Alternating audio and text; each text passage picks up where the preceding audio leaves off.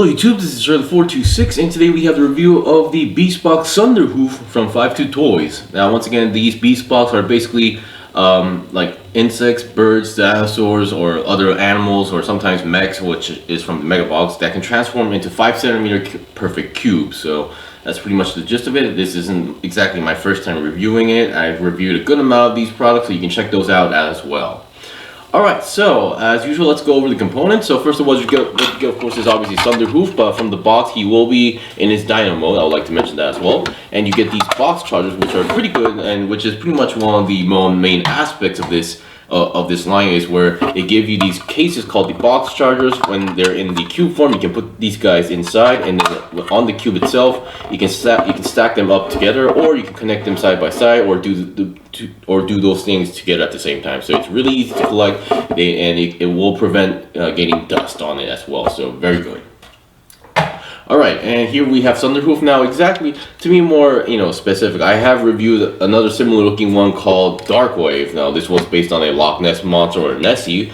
Although I'm not the dinosaur expert. Although I'm not sure if there is an actual dinosaur that looks like this one, but still, this is my original mode, so called Darkwave. Now, this one actually is based on the Brachiosaurus, which does actually have legs / feet compared to fins. So I'll be doing some comparisons later, but yeah, it is the same mode. However, this is not the original. The original one was called Staergazer, which had a greenish color going on here, but they later released a brown variant called Sunderhoof. So I decided to order this one because this one looked much more cooler, and there was another friend of mine on Instagram and on Twitter who showed his own custom version, and it got me hooked on, and which also made me buying this as well.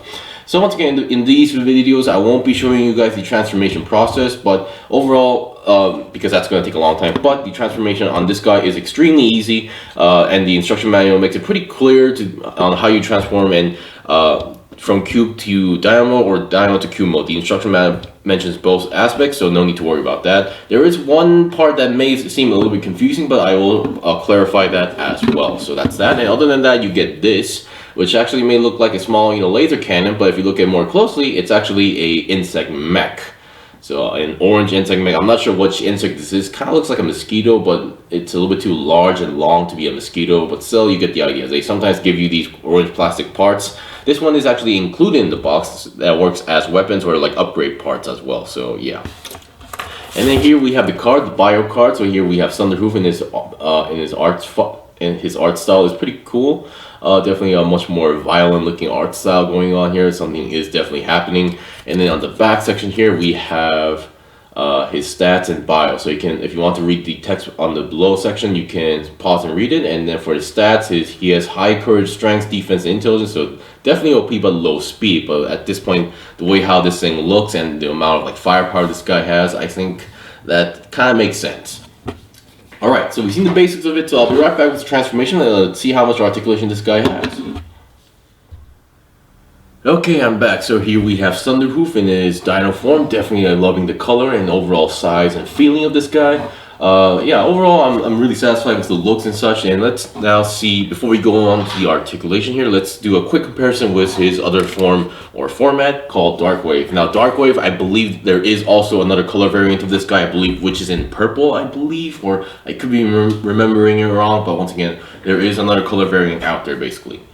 Alright, so basically you can see they definitely have the same form factor. The only main difference would be the head design, where Sunderhoof has this horn-ish coin thing going on here, while Darkwave doesn't have that. And then while Sunderhoof has actual legs and feet, this guy has fins. And then the end tip of the tail is different. While this guy has blasters, this guy is just, typical spike-ish, tails going on here.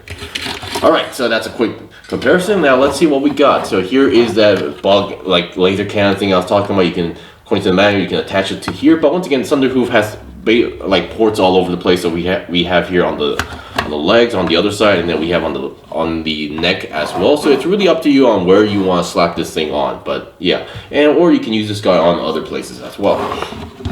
Alright, so now let's get the first head. So the head actually has, even including the neck, definitely has some really nice articulation for what this is. So obviously for the entire neck, you can go down that much or even more depending on how you put the head down. But technically now this is much more for the transformation, but it's really nice that you do have the articulation there. And then on the middle section here, you can actually rotate the middle neck around. I'm not sure that's actually possible for real dinosaurs, but still it is possible to rotate this section all the way around. And then you can, just with the head, you can go down all the way up or upwards as well. And then there is another ball joint, well, not exactly a ball joint, but a hinge joint that connects here. So you can, if you just want to move the head, that is also possible. And then you can, there's also a swivel effect, so you can rotate this 360. And once again, one of the most important things about these guys, the mouth can actually open up all the way. There has been a few records with 5.2 Toys / on their Beastbox lines where, you know, the mouth should be, you know, should open a good amount, but that some certain ones that didn't do this. Like for example, Torado being a tiger, you would expect that he would be able to open his mouth a lot. Apparently you can't unless you do some modifications, so yeah. But this one, no problem as well. And then once again, all these orange parts here is clear pieces. So definitely if you have some light, you can make them go through. So light piping. Alright, so we've seen the neck, now let's look at the legs here. Now the legs might be the most weakest section here. So what I mean by weakest, I mean by articulation here. So each leg, there's no actual bending point. So there's just a whole chunk of piece going on here. So no knee bend or no pivot joints as well. But so these can fold all the way backwards. The back legs can go forward, and then you can go back this much for the back legs, and frontwards a little bit much. So not as much of articulation here, but instead of having a pivot joint, you can actually rotate these parts around. So if you do want to do it in a specific stance, you could use these and do that. However, because the feet doesn't have any pivot joints, it may seem a little bit awkward. And make sure that this entire part is downwards, or this thing is gonna look extremely fat. So just want to make sure that happens. And then here we have a few weapons. So here we have these launchers. If you don't like them, you can always close these guys up, but you're gonna have to do some unlocking mechanisms. So you can close these guys down, or if you want, you can get these guys back up by pushing. There's a notch here that you can push all the way out. And then here we have some parts that can, this thing can technically rotate or almost rotate around, but currently it's being collided with a few parts.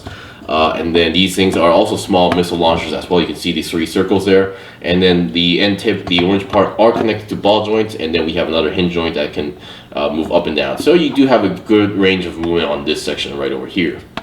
Now the tail, you can go upwards that much, and then downwards all the way as well. And then you can see it is a ball joint connection, so you can rotate it around. And then there is another hinge joint, so you can have another bend point here. And then the tail itself can bend upwards on the middle, but not downwards for some reason. And then on the end tip here, we have another bending point as well. And then the cannons on the end tip can also kind of rotate around. Now the only part that kind of got me confused while transforming into the dino form to the cube form is that the tail here. So the cannon on dino form, it should be all the way upwards like this, but on cube form you have to push this downwards. Now this part wasn't really shown that well on the manual, so it may seem confusing, but that's pretty much it. So I just want to point that out. And you could move these turrets or cannons individually if you want to do so, but their connection is pretty tight, so they will tend to move together every time you try to move them. But still, it isn't possible to move these guys individually.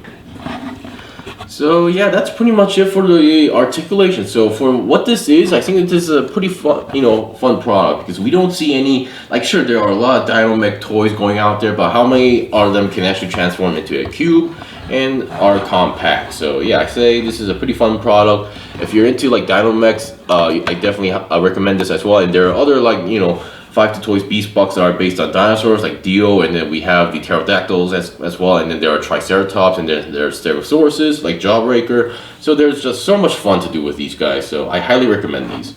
Anyway, that was pretty much it for the review. This was the review of Sunderhoof. If you guys got any questions or requests, leave a comment below. I still have more stuff to buy and build and make reviews out, so please stay tuned. Until then, see you guys next time.